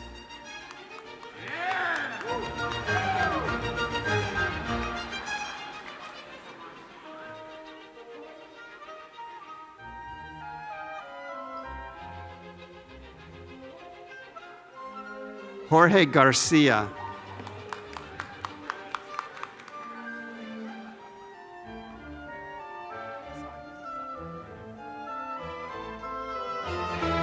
Kyle Seidman.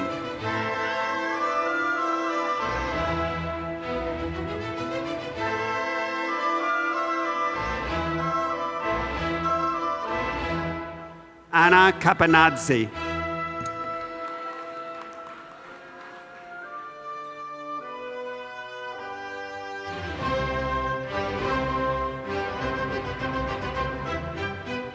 Wenhao Lu.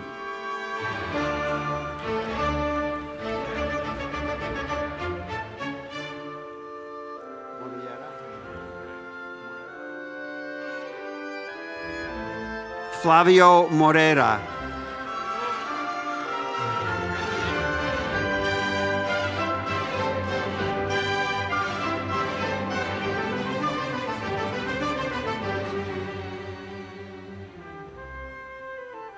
Chris Nisajiri, dual diploma graduate, Culinary Arts and Restaurant and Culinary Management.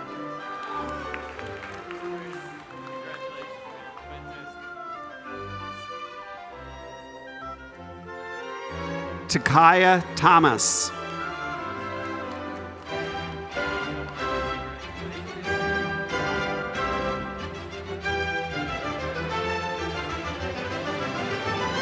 Maël Jacquet.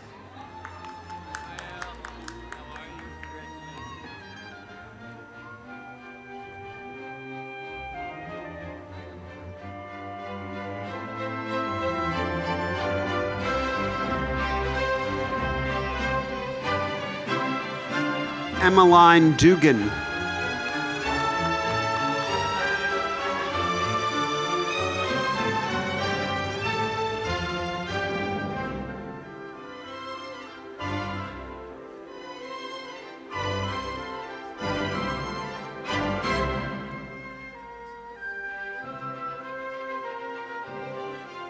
Tejal Troxy.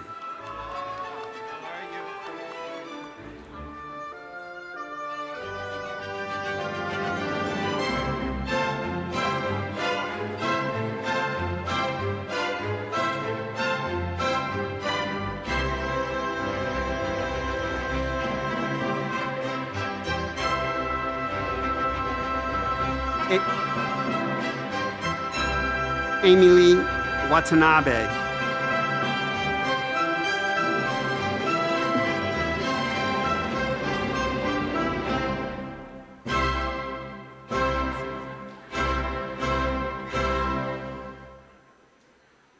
Rochelle Ramsingh.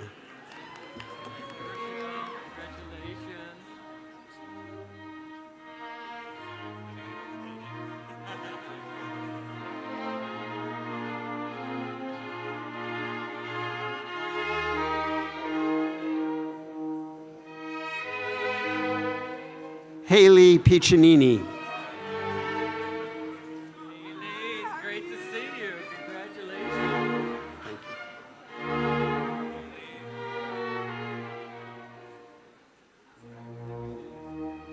Landon Walther.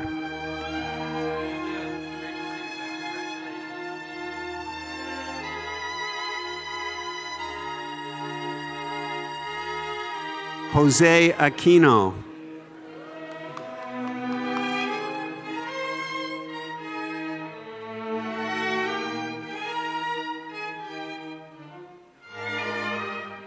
Salvatore Sanchez.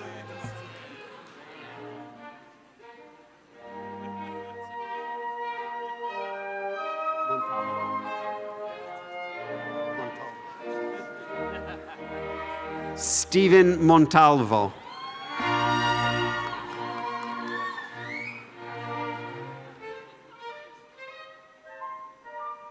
Gianfranco Vaccaro.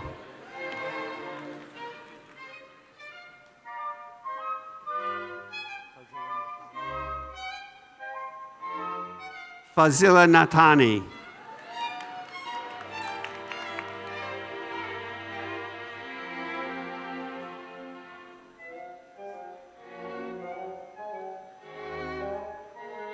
Alexis Castillo.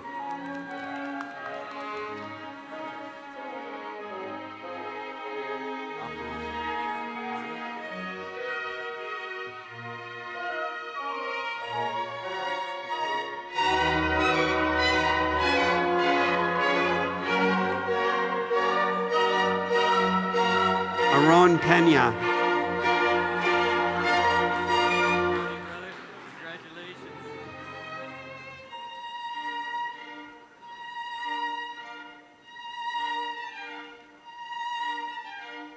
Brooke Madigan.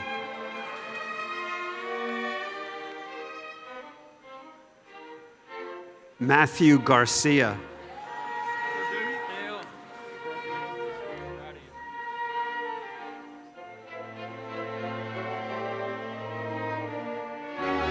Henderson Azevedo.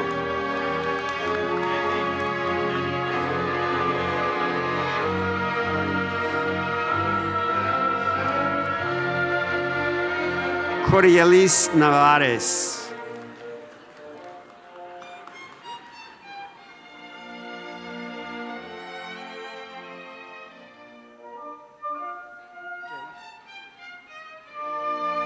Jayla Ringo.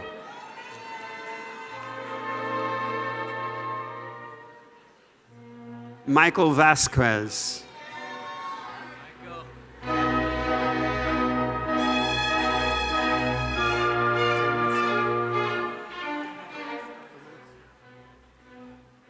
Daniel DeLince.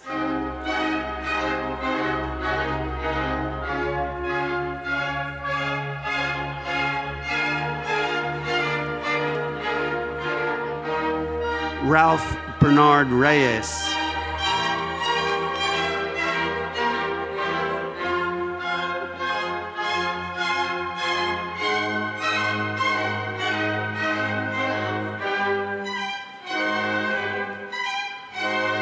Molly Bernsteinwitz.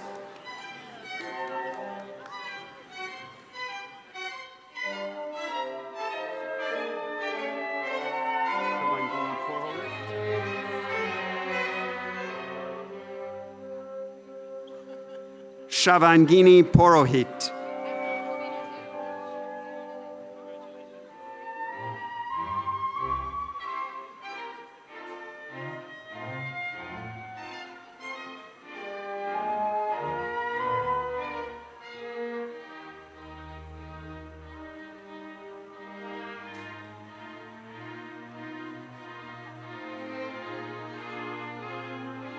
Jason Arias.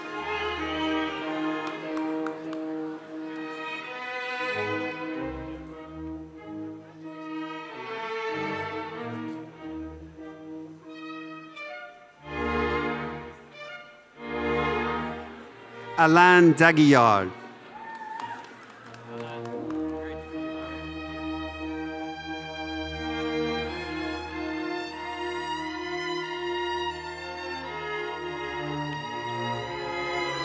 Rapsele Salmonte.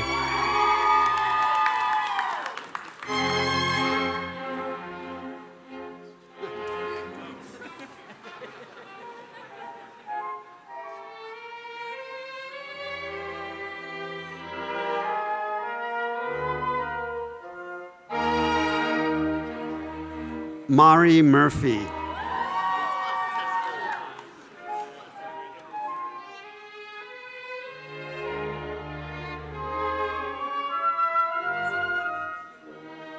Arlene Rodriguez.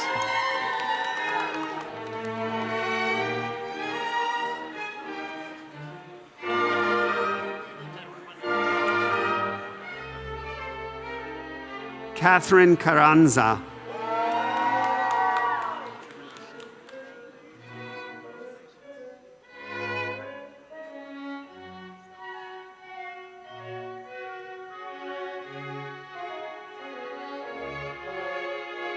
Sean Short.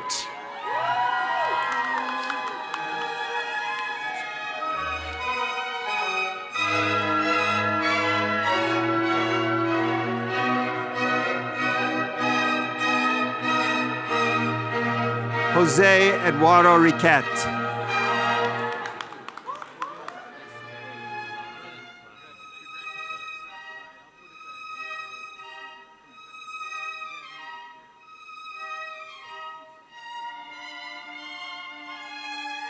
Ramadan Pratama.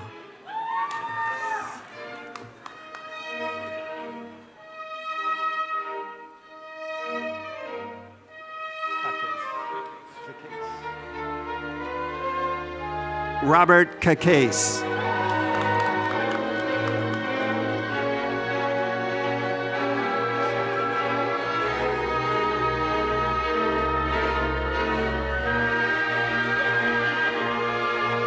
Startasia Smith.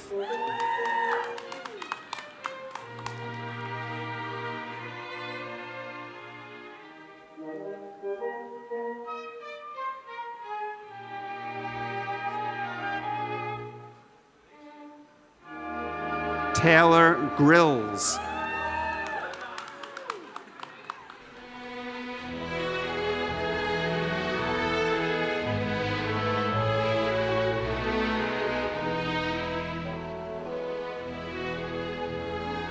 Allison Louie.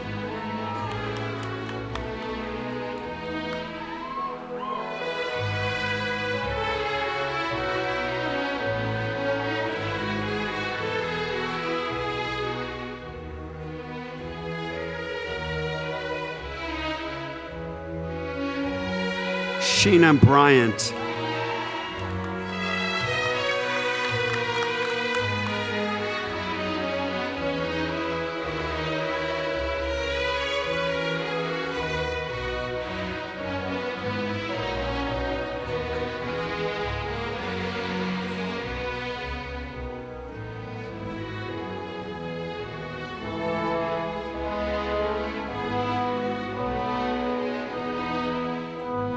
Teresa Dickerson.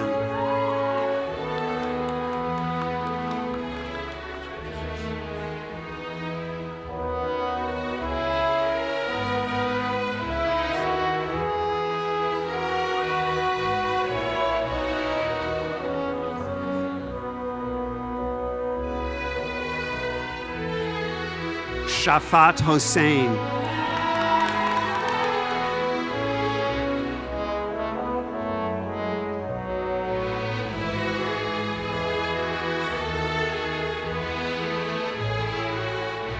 Eliza Warely.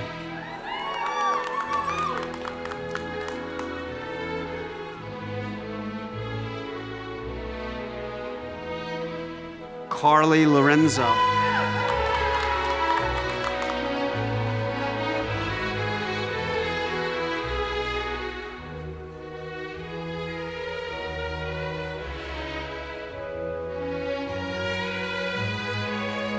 Ella Horn.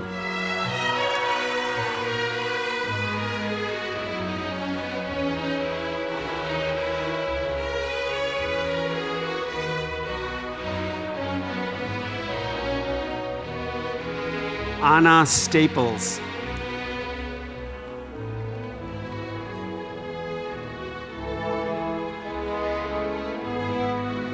Edgar Perez Diaz.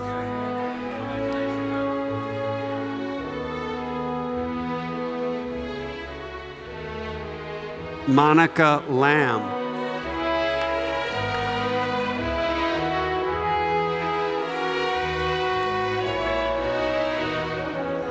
Sophia Lenhammer.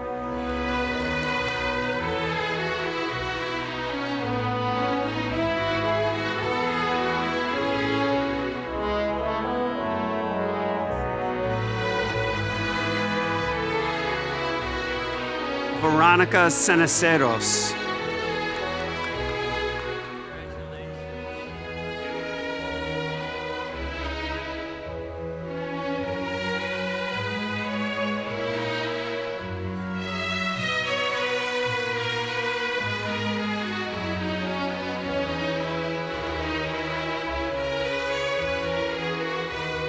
Justin Brown.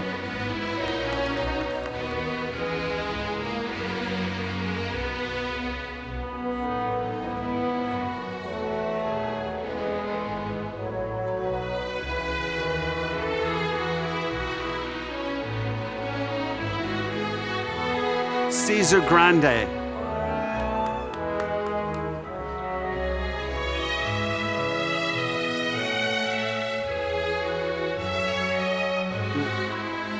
Roman Lopreto.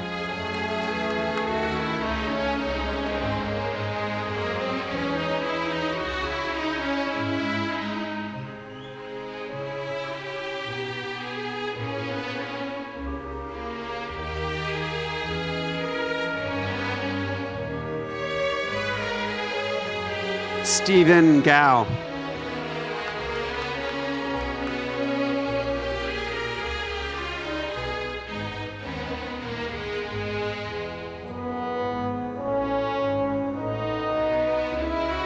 William Nolan.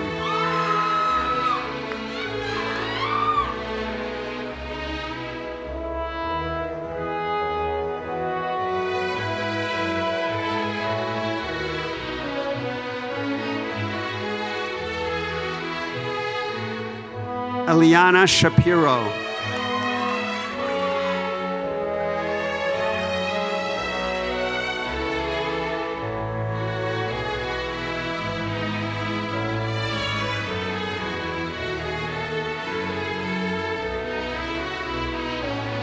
Janice Rosado.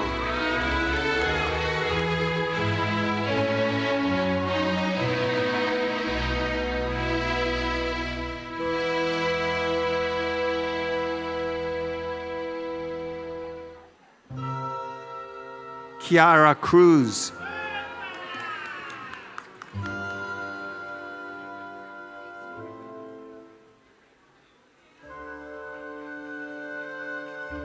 Victor Aguiar.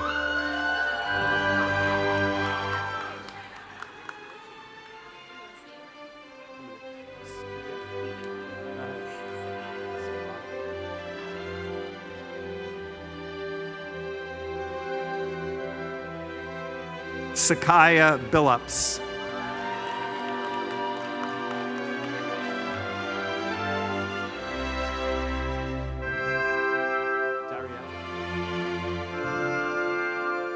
Darielle Collado.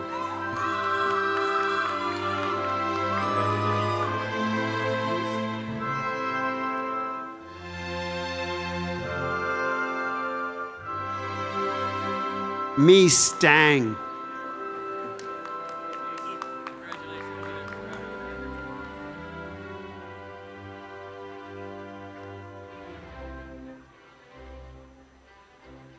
Michelle Hines.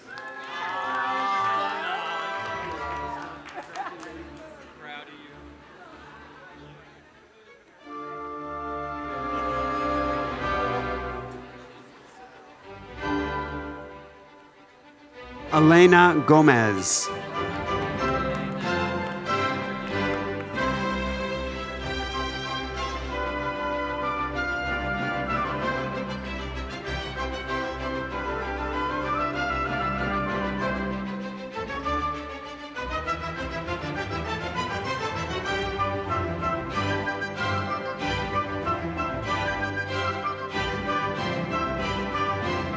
Yasmin Tixon.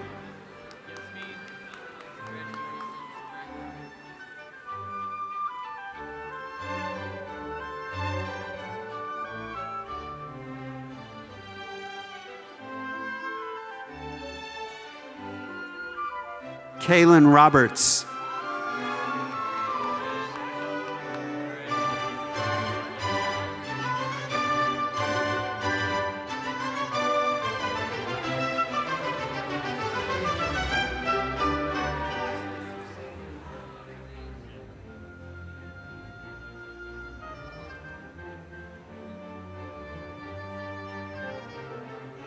Sophia Pepe.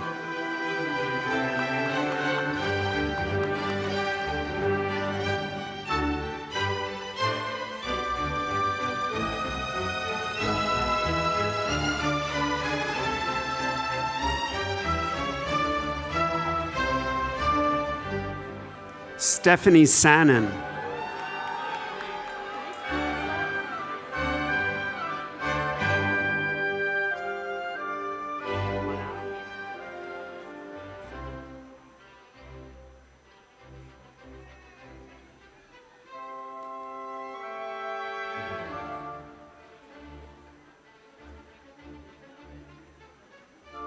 Xuanao Zhang.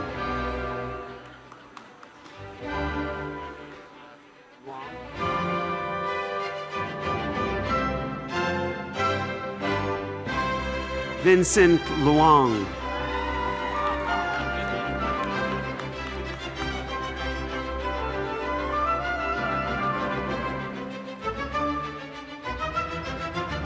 Alexei Dagnachu.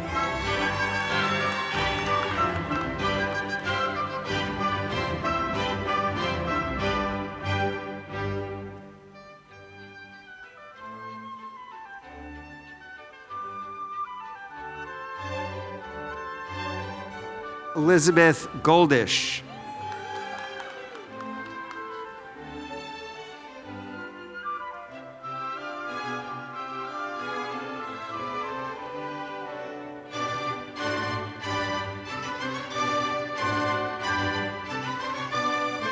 Kiana Nemhard.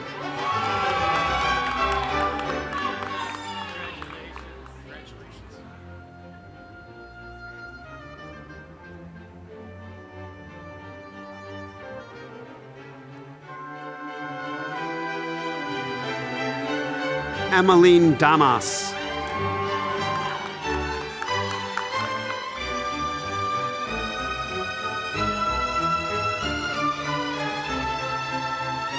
Dominique Sharp.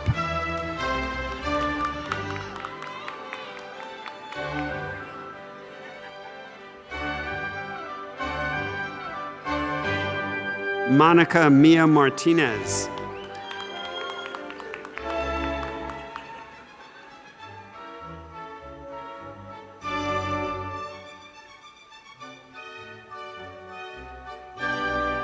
Henry Perez.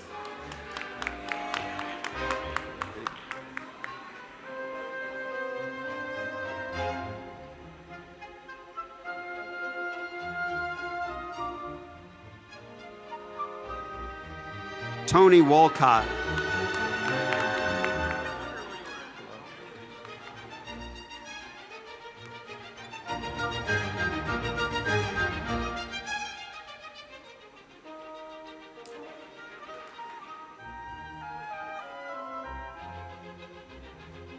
Stephanie Striplet.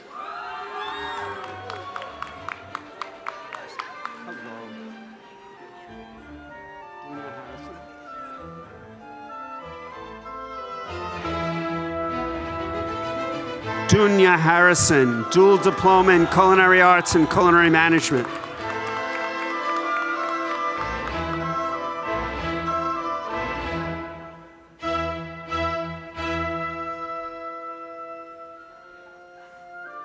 Delia Garcia.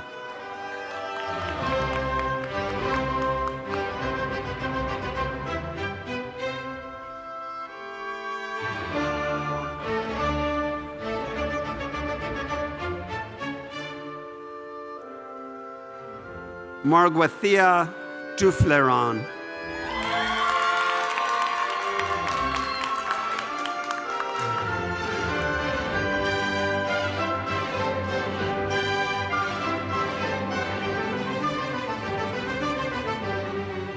Alessandra Battaglia.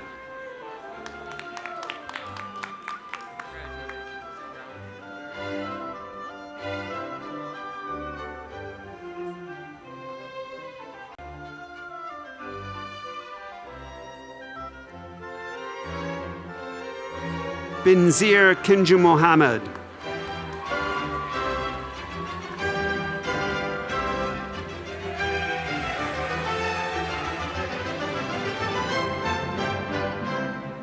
Mark Thomas.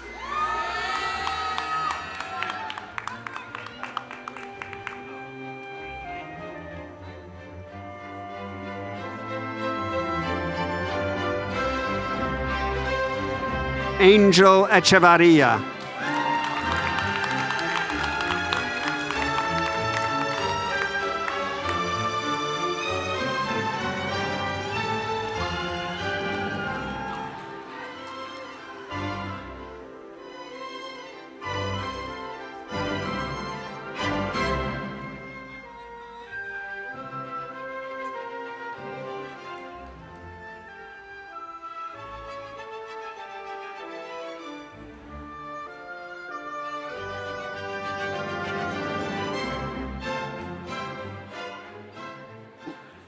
Let's all have a round of applause for our new graduates.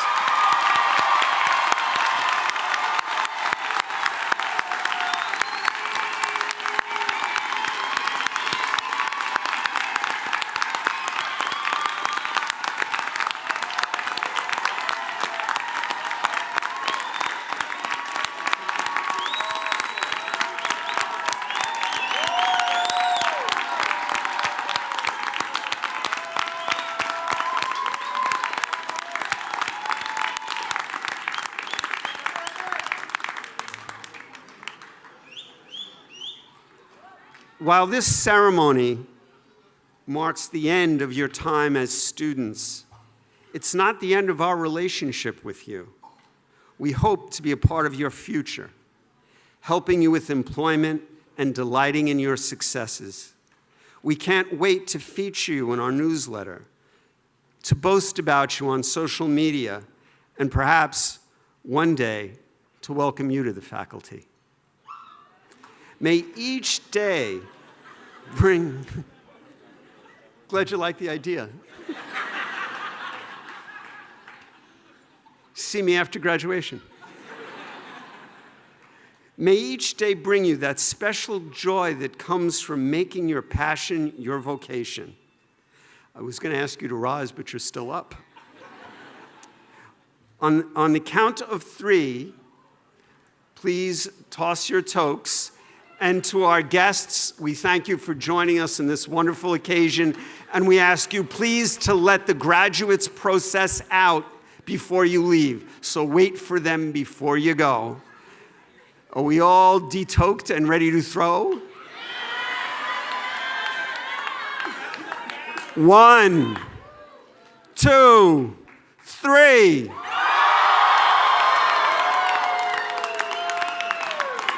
Congratulations.